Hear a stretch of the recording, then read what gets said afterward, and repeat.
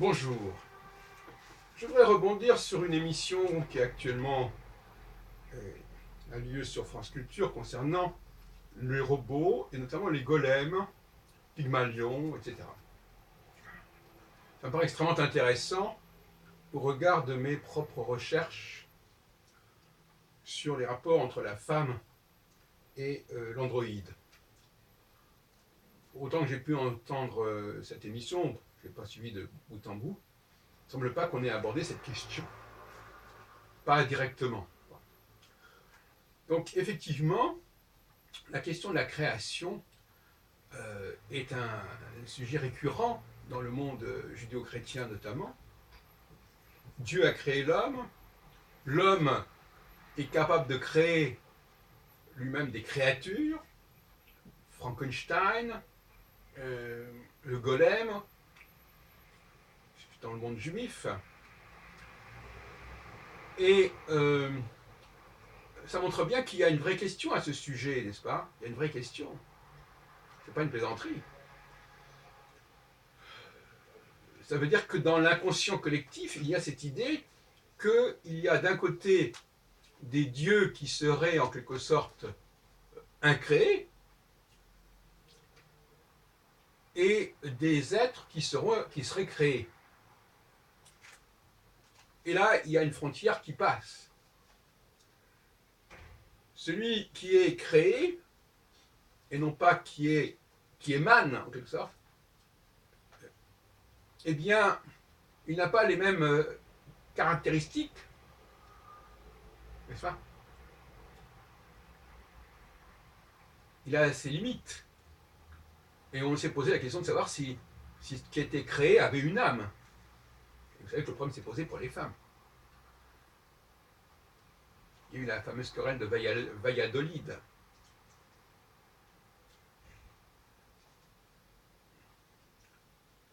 La question qui se pose, c'est justement à qui s'adresse l'Ancien Testament? C'est la vraie question. Parce que si l'Ancien Testament nous parle d'un Dieu créateur, c'est que donc nous sommes des êtres créés. Nous ne sommes pas des dieux. Et ça, c'est un problème. Or, à mon avis, les êtres créés, ce sont les femmes, ce ne sont pas les hommes. Donc, cette religion de l'Ancien Testament, c'est une religion qui concerne les femmes. Et peut-être que le christianisme, en revanche, par certains côtés, serait plutôt une religion des hommes. Enfin, il faudrait approfondir cette question-là. Mais d'une certaine manière, je comprends qu'on puisse s'opposer à une religion de la création. D'autant plus que, selon moi, les premiers hommes n'étaient pas créés.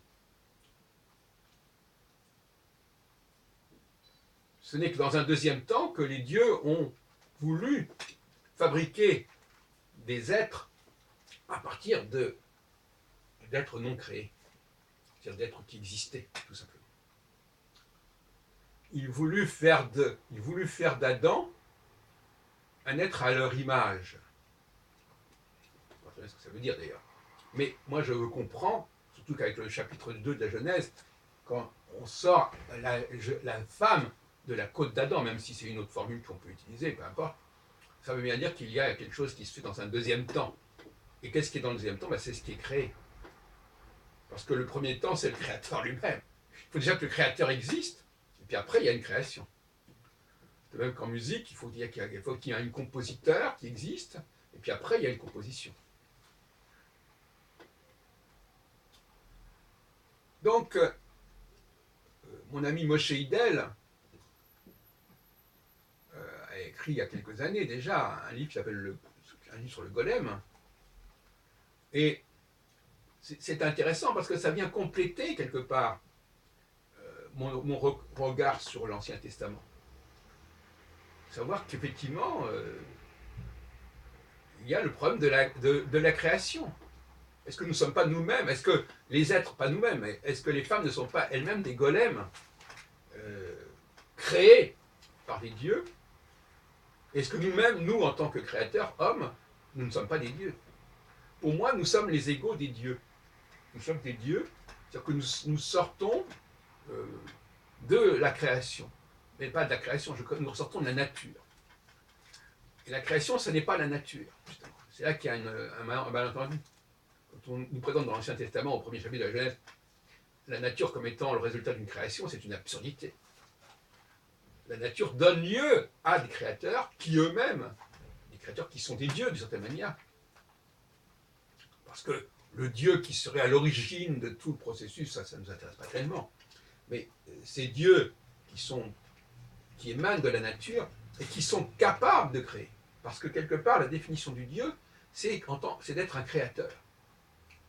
Tout créateur est un Dieu, par certains, tout vrai créateur. C'est-à-dire que tout vrai créateur qui donne naissance à quelque chose, à une création qui va avoir sa propre vie. C'est ça qui caractérise le créateur, c'est que cette vie, elle se perpétue, elle se poursuit à travers d'autres personnes qui sont justement souvent des créatures. Ce sont les créatures qui vont faire se diffuser la création. Comme par exemple un pianiste, c'est une créature qui va faire se perpétuer une création.